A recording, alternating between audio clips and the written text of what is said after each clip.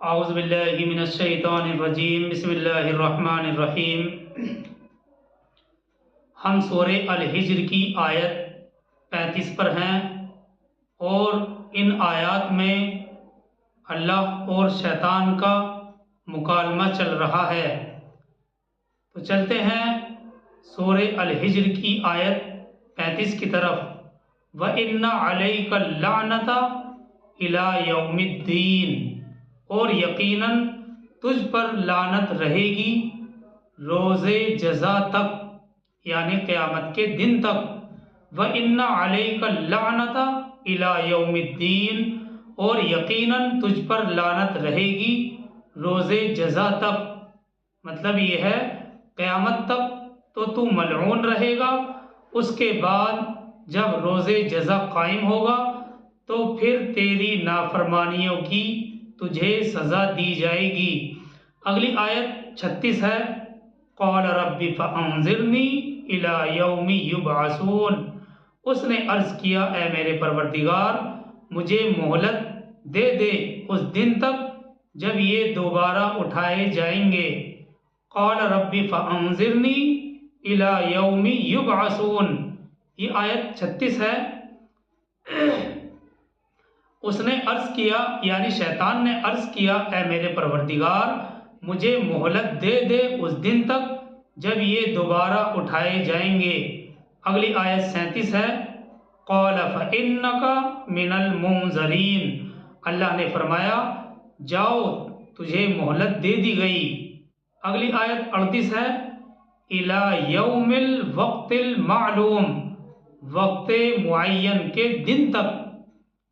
الی یوم الوقت المعلوم، وقت معین کے دن تک، یعنی شیطان نے یہ کہا کہ جس طرح تو نے اس کمتر مخلوق کو سجدہ کرنے کا حکم دے کر مجھے مجبور کر دیا کہ میں تیرا حکم نہ مانوں، اس طرح اب میں ان انسانوں کے لیے دنیا کو ایسا دل فریب اور مزین بنا دوں گا کہ یہ سب اس سے دھوکہ کھا کر تیرے نافرمان بن جائیں گے۔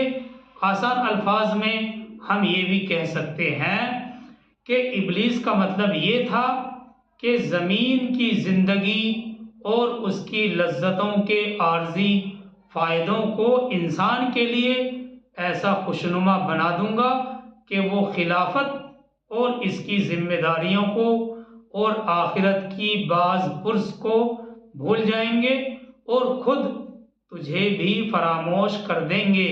تو گویا کہ ابلیس یہ کہہ رہا ہے کہ انسانوں کو زمین کی زندگی، دنیا کی زندگی اور اس کی لذتوں کے عارضی فائدوں کو انسان کے لیے ایسا خوشنما، ایسا اچھا بنا دوں گا کہ وہ خلافت اور اس کی ذمہ داریوں کو اور آخرت کی پوچھ گچھ کو بھول جائیں گے اور خود تجھے بھی فراموش کر دیں گے۔ تو آگے چلتے ہیں سورہ الحجر کی آیت 39 کی طرف۔ قال رب بما اغویتنی، اس نے کہا اے میرے پروردگار چونکہ تو نے مجھے گمراہ کیا ہے، لَأُزَيِّنَنَّ لَهُمْ فِي الْأَرْضِ وَلَأُغْوِيَنَّهُمْ أَجْمَعِينَ، میں یقیناً مزین کر دوں گا، خوشنما بنا دوں گا ان کے لیے زمین میں، دنیا کو، اور میں ضرور گمراہ کر دوں گا ان سب کو۔ وَلَأُغْوِيَنَّهُمْ اجمعین کے الفاظ ہیں، اور میں ضرور گمراہ کر دوں گا ان سب کو۔ مطلب یہی ہے کہ میں اولاد آدم کے لیے زمین میں دنیا کی رونقوں اور اس کی زیبائشوں کو اس حد تک پرکشش اور خوشنما بنا دوں گا کہ وہ اس میں گم ہو کر آپ کو اور آپ کے احکام کو بھول جائیں گے۔ اس طرح میں ان سب کو آپ کے راستے سے گمراہ کر کے چھوڑوں گا۔ اگلی آیت 40 ہے۔ اِلَّا عِبَادَكَ مِنْهُمُ الْمُخْلَصِينَ، سوائے تیرے ان بندوں کے جن کو تو نے ان میں سے اپنے لیے خالص کر لیا ہے یا خالص کر لے، سوائے تیرے ان بندوں کے جن کو تو ان میں سے اپنے لیے خالص کر لے۔ یہ آیت 40 ہے۔ الا عبادک منہم المخلصین، یہ لام کے زبر کے ساتھ ہے، سوائے تیرے ان بندوں کے جن کو تو نے ان میں سے اپنے لیے خالص کر لیا۔ دیکھیے آیت میں مخلصین یہ لام کے زبر کے ساتھ آیا ہے، اور اس سے مراد وہ بندے ہیں جنہیں خاص اللہ اپنے لیے چن لے، منتخب کر لے، یعنی اللہ کے محبوب اور برگزیدہ بندے۔ اللہ کے ایسے بندوں کے بارے میں شیطان کا خود اعتراف ہے کہ ان پر میرا زور نہیں چلے گا۔ جو اللہ کے برگزیدہ بندے ہیں، ایسے بندوں کے بارے میں شیطان خود اعتراف کر رہا ہے کہ ان پر میرا کوئی زور نہیں چلے گا۔ آگے چلتے ہیں آیت 41 کی طرف۔ قال ھذا صراط علی مستقیم، اللہ نے فرمایا، قالا کی ضمیر کا مرجع اللہ ہے۔ قال ھذا صراط علی مستقیم، یہ آیت 41 ہے۔ اللہ نے فرمایا یہ ایک سیدھا راستہ ہے جو مجھ تک پہنچانے والا ہے۔ قال ھذا صراط علی مستقیم، اللہ نے فرمایا یہ ایک سیدھا راستہ ہے جو مجھ تک پہنچانے والا ہے۔ مطلب یہ ہے کہ میرے اور تمہارے درمیان یہ معاملہ طے ہو گیا ہے، تمہیں مہلت دے دی گئی ہے، مجھ تک پہنچنے کا راستہ بالکل واضح ہے۔ تم آدم کی اولاد کو اس راستے سے بہکانے کے لیے اپنا زور آزما لو، اپنی پوری قوت صرف کر لو، اپنی پوری طاقت خرچ کر لو۔ قال ھذا صراط علی مستقیم، یہ ایک سیدھا راستہ ہے جو مجھ تک پہنچانے والا ہے، یعنی میرے اور تمہارے درمیان یہ معاملہ طے ہو گیا ہے، تمہیں مہلت دے دی گئی ہے، مجھ تک پہنچنے کا راستہ بالکل واضح ہے، تم آدم کی اولاد کو اس راستے سے بہکانے کے لیے اپنا زور آزما لو۔ دیکھیے سورہ الحجر کی یہ آیت یعنی آیت نمبر 41 بڑی اہم ہے، اور مفسرین نے اس سلسلے میں یہ تحریر کیا ہے کہ اس فقرے کے یعنی اس آیت کے دو مطلب ہو سکتے ہیں۔ ایک تو ترجمے سے ہی مطلب سمجھ میں آ رہا ہے، وہی مطلب ہے جو ترجمے میں اختیار کیا گیا ہے۔ دوسرے یہ کہ میرے بندوں یعنی عام انسانوں پر تجھے کوئی اقتدار حاصل نہیں ہوگا، یعنی تو انہیں زبردستی نافرمان بنا دے، ایسا ہرگز نہیں ہوگا۔ ہاں لیکن البتہ جو لوگ خود ہی بہکے ہوئے ہوں اور خود ہی تیری پیروی کرنا چاہیں، خود ہی تیری اطاعت کرنا چاہیں، انہیں تیری راہ پر جانے کے لیے چھوڑ دیا جائے گا، ہم انہیں زبردستی روکنے کی کوشش نہیں کریں گے۔ دیکھیے الفاظ پر غور دیجئے کہ میرے بندوں یعنی عام انسانوں پر تجھے کوئی اقتدار حاصل نہیں ہوگا، یعنی تو انہیں زبردستی نافرمان بنا دے، ایسا ہرگز نہیں ہوگا۔ ہاں البتہ جو خود ہی بہکے ہوئے ہوں اور خود ہی تیری پیروی اور اطاعت کرنا چاہتے ہیں، انہیں تیری راہ پر جانے کے لیے چھوڑ دیا جائے گا، انہیں ہم زبردستی روکنے کی کوشش نہیں کریں گے۔ دیکھیے پہلے مضمون کے لحاظ سے اس کا خلاصہ یہ نکلا کہ بندگی کا طریقہ اللہ تک پہنچنے کا سیدھا راستہ ہے۔ جو بندگی ہے یہ بندگی کا طریقہ ہی اللہ تک پہنچنے کا سیدھا راستہ ہے۔ جی ہاں، جو لوگ اس راستے کو اختیار کر لیں گے ان پر شیطان کا بس نہیں چلے گا، انہیں اللہ اپنے لیے خالص فرما لے گا، اور شیطان نے خود اس کا اقرار بھی کیا ہے کہ وہ شیطان کے پھندے میں نہیں پھنس سکیں گے۔ البتہ جو لوگ خود بندگی سے منحرف ہو کر اپنی کامیابی اور سعادت کا راستہ گم کر دیں، وہ ابلیس کے ہتھے چڑھ جائیں گے، اور پھر ابلیس جہاں جہاں انہیں دھوکہ دے کر لے جانا چاہے گا وہ اس کے پیچھے پیچھے بھٹکتے بھٹکتے دور سے دور تک نکل جائیں گے۔ یہ ایک معنی کے لحاظ سے اس مضمون کا خلاصہ ہوا۔ جو لوگ خود بندگی سے منحرف ہو کر، یعنی اللہ کے راستے سے منحرف ہو کر، منہ موڑ کر اپنی کامیابی اور سعادت کا راستہ گم کر دیں گے، سعادت کے راستے کو چھوڑ دیں گے، وہ ابلیس کے ہتھے چڑھ جائیں گے، اور پھر ابلیس جہاں جہاں انہیں دھوکہ دے کر لے جانا چاہے گا وہ اس کے پیچھے پیچھے بھٹکتے بھٹکتے دور سے دور تک نکل جائیں گے۔ یہ ایک معنی کے لحاظ سے آیت کا خلاصہ ہوا۔ دوسرے معنی کے لحاظ سے اس بیان کا خلاصہ یہ ہوگا کہ شیطان نے انسانوں کو بہکانے کے لیے اپنا طریقہ یہ بیان کیا ہے۔ شیطان نے انسانوں کو بہکانے کے لیے، انسانوں کو پھسلانے کے لیے اپنا خود کا یہ طریقہ بیان کیا ہے کہ وہ دنیا کی زندگی کو ان کے لیے خوشنما بنا کر انہیں خدا سے غافل کرے گا اور بندگی کے راستے سے منحرف کر لے گا۔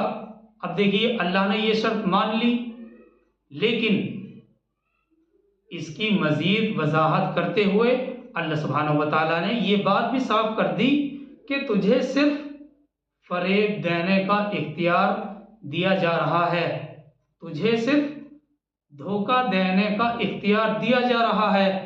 یہ اختیار اور یہ اقتدار نہیں دیا جا رہا کہ تو ہاتھ پکڑ کر انہیں زبردستی اپنے راستے پر کھینچ لے آئے،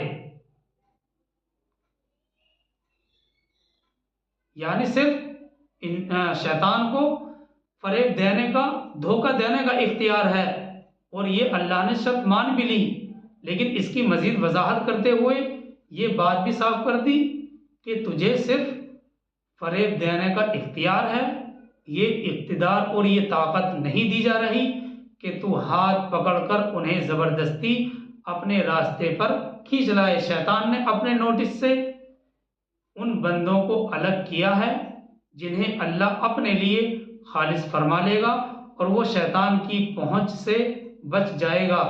اللہ سبحانہ و تعالیٰ نے یہ بات کہہ کر خود بات کو صاف کر دی کہ جو خود بہکا ہوا ہوگا وہی تیری پیروی کرے گا، وہی تیری اطاعت کرے گا، اور جو بہکا ہوا نہیں ہوگا وہ تیری پیروی ہرگز نہیں کرے گا، اور وہی ہمارا مخصوص بندہ ہوگا جسے ہم اپنے لیے خالص کر لیں گے۔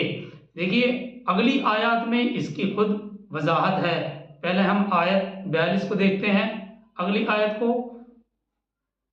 آیات میں انہی کی وضاحت ہے۔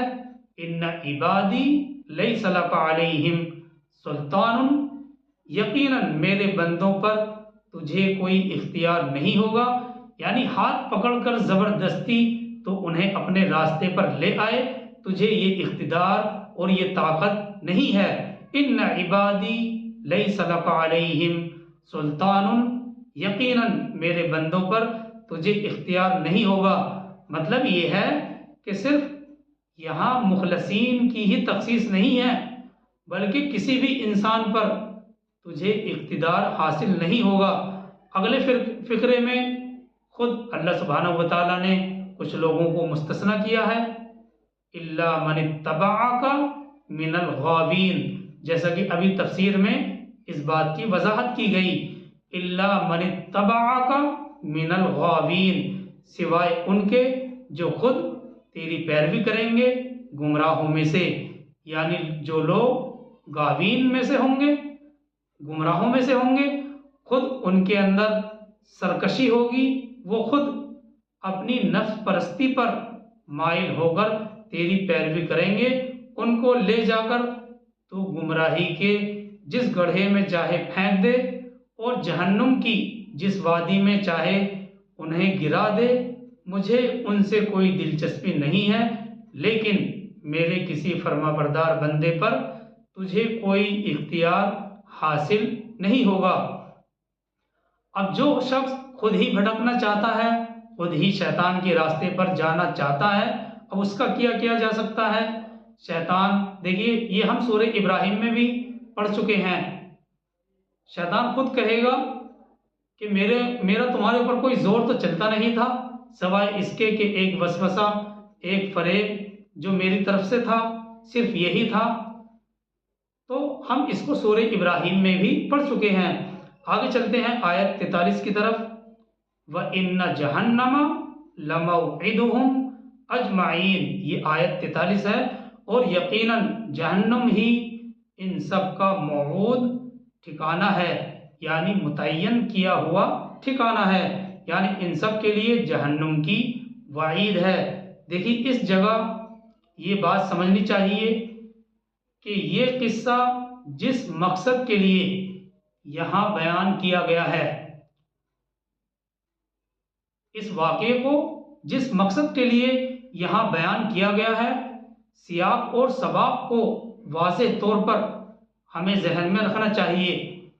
देखिए पहले और दूसरे रुकू के मज़मून पर गौर करने से और फिक्र करने से ये बात समझ में आती है कि आदम और इब्लीस का ये किस्सा बयान करने से मकसद कुफ़ार और मुशरिकीन को इस हकीकत पर आमादा करना है कि तुम अपने असली और अज़ली दुश्मन शैतान के फंदे में फंस गए हो और इस पस्ती के गहरे गार में गिरे जा रहे हो, जिसमें वो अपने हसद की बिना पर तुम्हें गिराना चाहता है।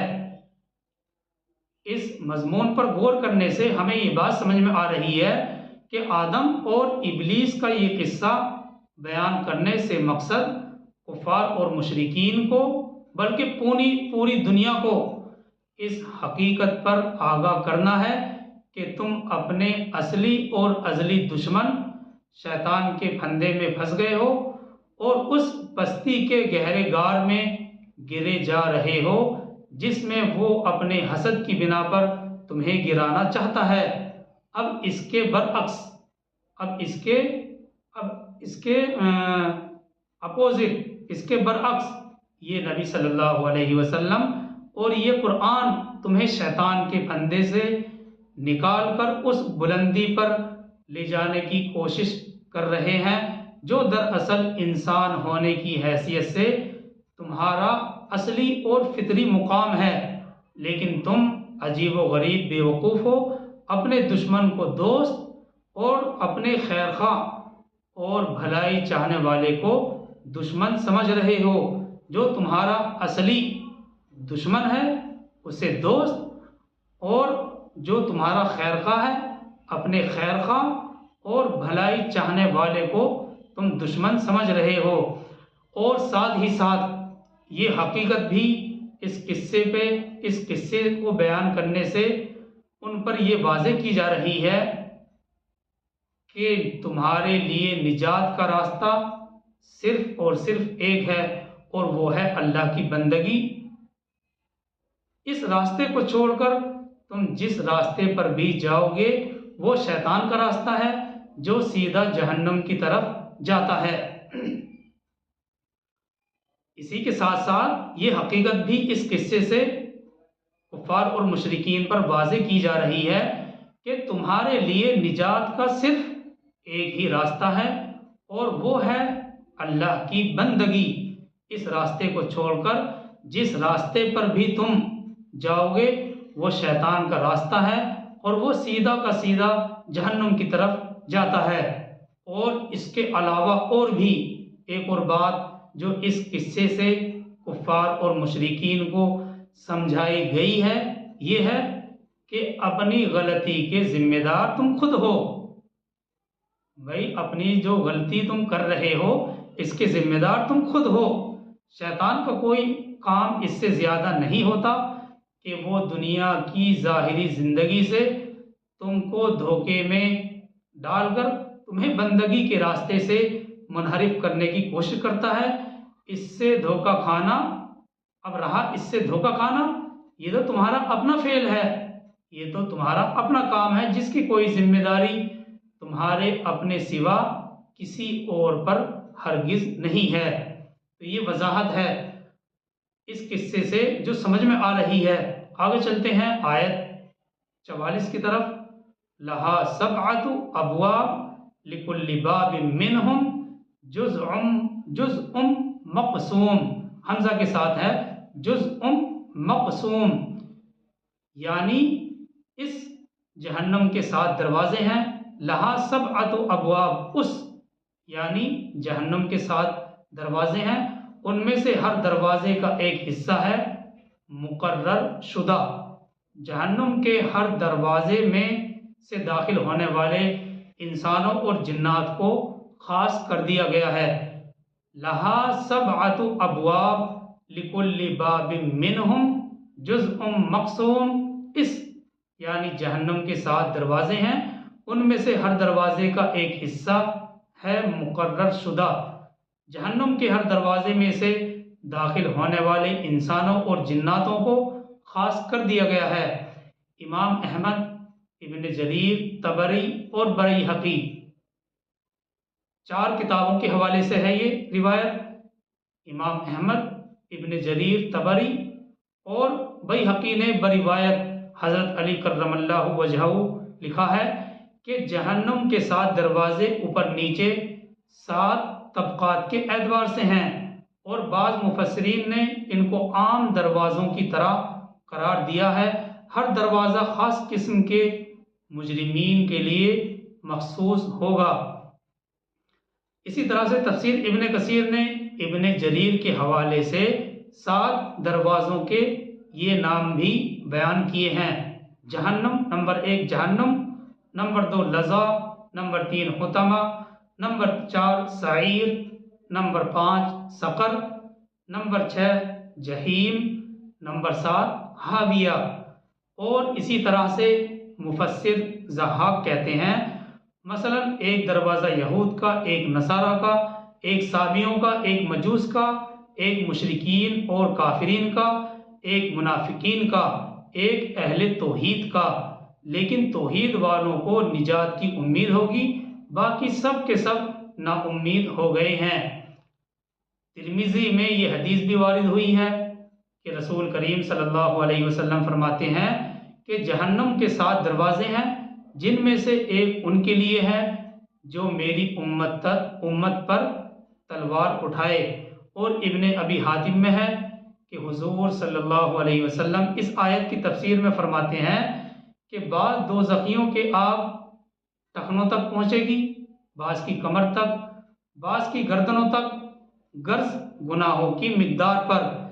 इससे मालूम हुआ कि जहन्नुम के ये दरवाजे इन गुमराहों और गुनाहों के लिहाज से हैं, गुमराहियों और गुनाहों के लिहाज से हैं, जिन पर चलकर आदमी अपने लिए दोज़ख की राह खोलता है, दोज़ख का रास्ता हमवार करता है।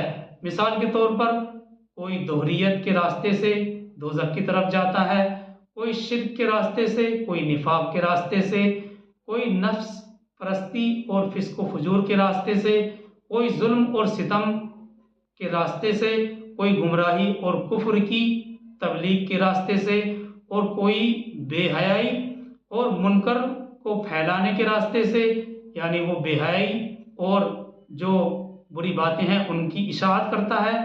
बहरहाल मालूम ये हुआ कि जहन्नम के 7 दरवाजे हैं, और जहन्नम के हर दरवाजे में दाखिल होने वालों को खास कर दिया गया है। अब अगली आयत 45 से अहले जन्नत का जिक्र है, क्योंकि अल्लाह की सुन्नत और तरीका यही है कि जब अहले जहन्नम का तज़किरा किया जाता है तो अहले जन्नत का तज़किरा भी किया जाता है, ताकि दोनों गिरोहों के दरमियान फ़र्क पूरी तरह से वाज़ेह हो जाए। इससे आगे इंशाअल्लाह हम कल देखेंगे। अल्लाह ताला हम सबको अमल की तौफ़ीक़ अता फ़रमाए। सुब्हानल्लाहि व बिहम्दिही, सुब्हानकल्लाहुम्मा व बिहम्दिका, व नशहदु अल्ला इलाहा इल्ला अंता व नस्तग़फ़िरुका व नतूबु इलैक। सुब्हान रब्बिका रब्बिल इज़्ज़ति अम्मा यसिफ़ून व सलामुन अलल मुरसलीन वल्हम्दुलिल्लाह।